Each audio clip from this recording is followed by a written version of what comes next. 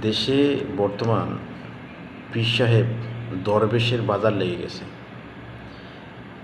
তাই মানুষ,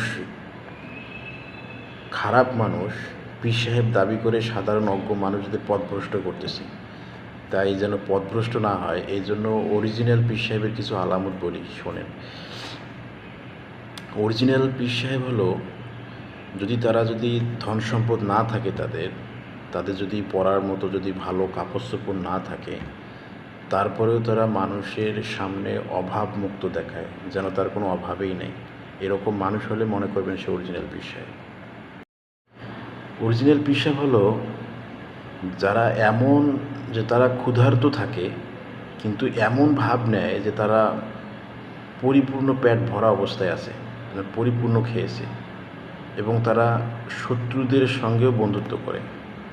পীর সাহেবরা যদিও দুর্বল, অক্ষম, শক্তিহীন হয়, ইবাদতের ক্ষেত্রে সঙ্গীদের থেকে কম হয় না।